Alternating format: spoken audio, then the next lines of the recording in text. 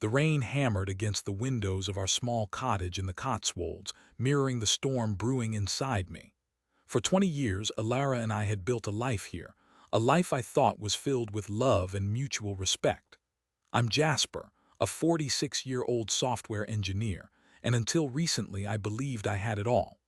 A beautiful wife, a comfortable home, and the quiet satisfaction of a life well lived.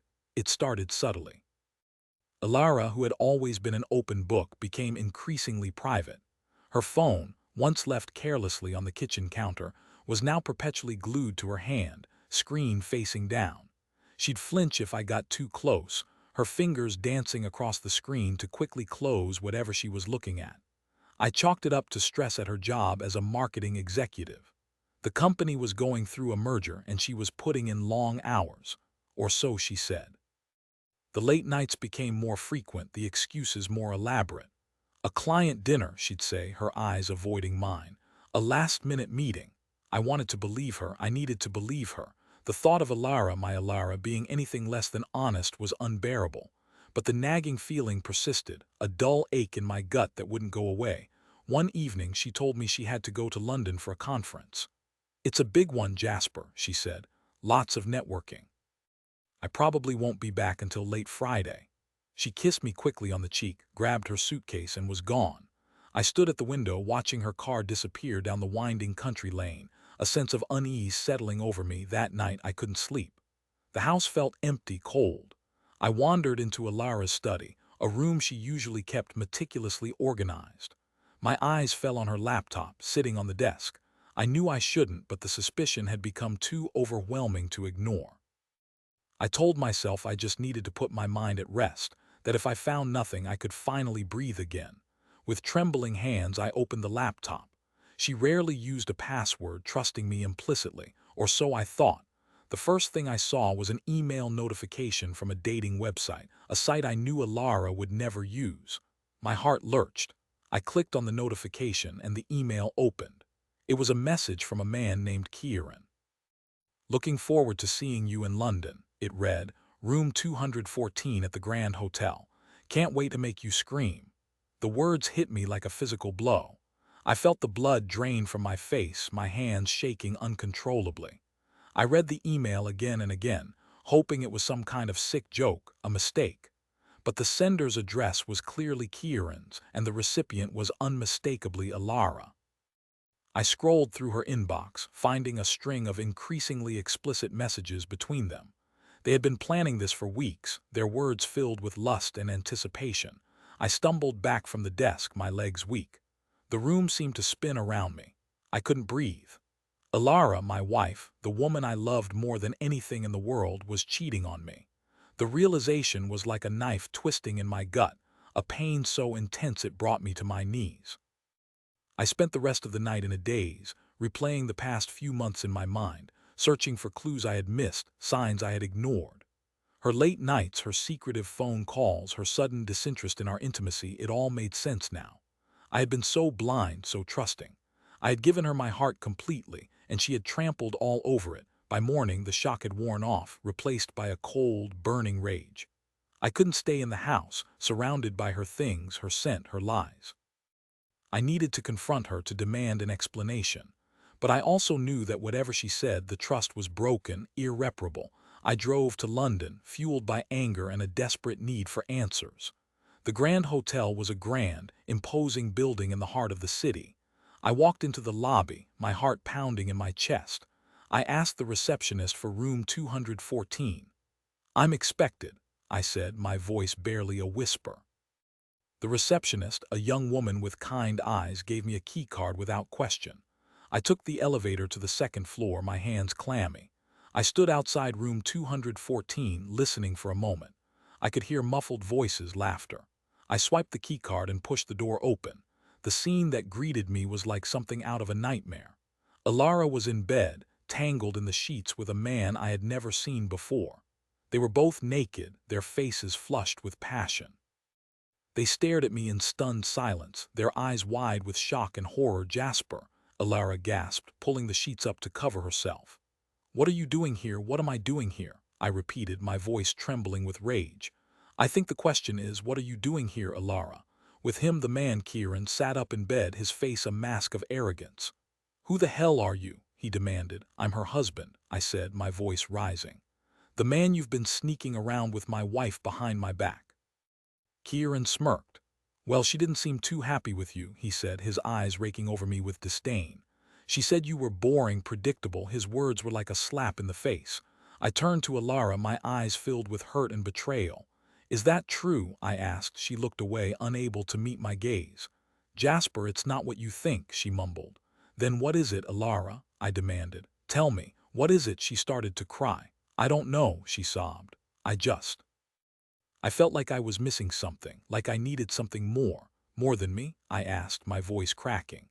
"More than our life together." She didn't answer. The silence was deafening. I looked at her, at the woman I had loved for 20 years, and I saw a stranger. A selfish, deceitful stranger who had betrayed my trust and broken my heart. I knew in that moment that there was no going back. Our marriage was over. "I'm done, Elara," I said, my voice flat. "I want a divorce." I turned and walked out of the room, leaving her and Kieran to their shame. I didn't look back. I couldn't. The drive back to the Cotswolds was a blur. I felt numb, empty. I couldn't believe that my life, my marriage, had come to this. I had been so happy, so content. And now everything was shattered. I arrived back at the cottage and started packing. I couldn't stay there, surrounded by the memories of our life together. I packed a suitcase with my clothes, my toiletries, my laptop. I took down the photos of Elara and me, the photos that had once filled me with joy and now only brought me pain. As I was packing, I found a small box hidden in the back of the closet.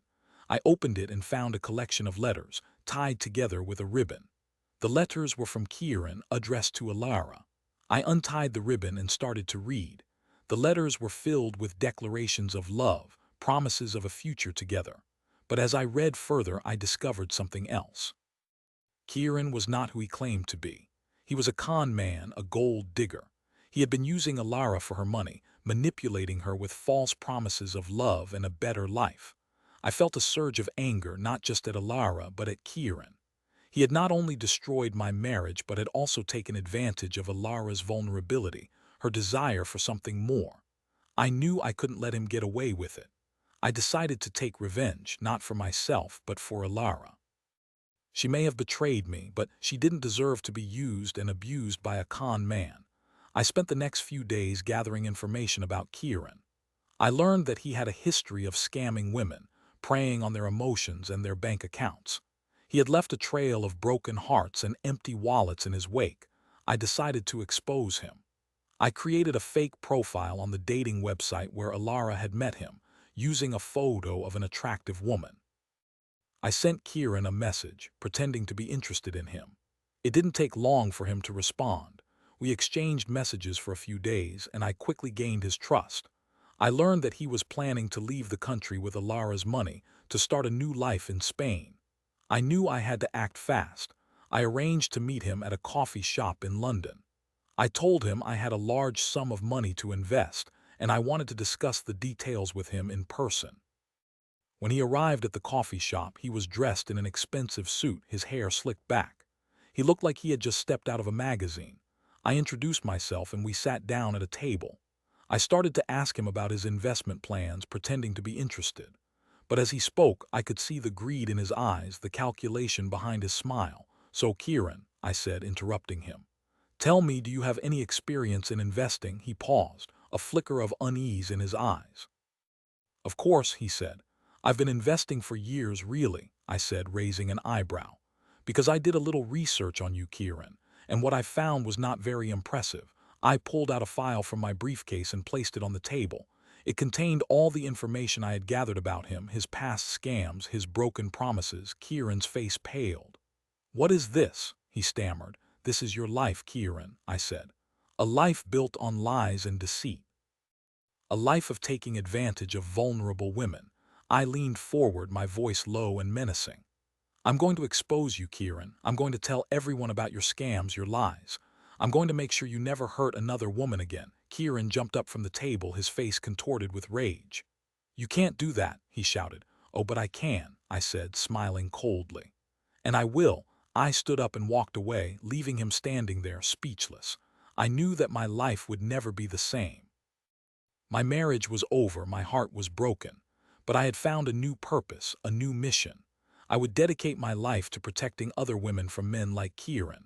I returned to the Cotswolds, packed my remaining belongings and left the cottage for good. I started a new life in a new city, a life filled with purpose and meaning. I became an advocate for victims of fraud and abuse, helping them to rebuild their lives and find justice. Elara and I eventually divorced. She lost a significant amount of money to Kieran, who vanished without a trace. She was left with nothing but regret and shame. I never spoke to her again. I couldn't forgive her for what she had done. I moved on with my life, finding happiness and fulfillment in my work. I never remarried, but I found companionship and love in other ways. I learned that life is unpredictable, that betrayal is possible, but that it is also possible to heal and to find new meaning in life. The rain has stopped now and the sun is shining through the clouds. The storm inside me has passed, leaving behind a sense of peace and acceptance. I am Jasper, and I am a survivor.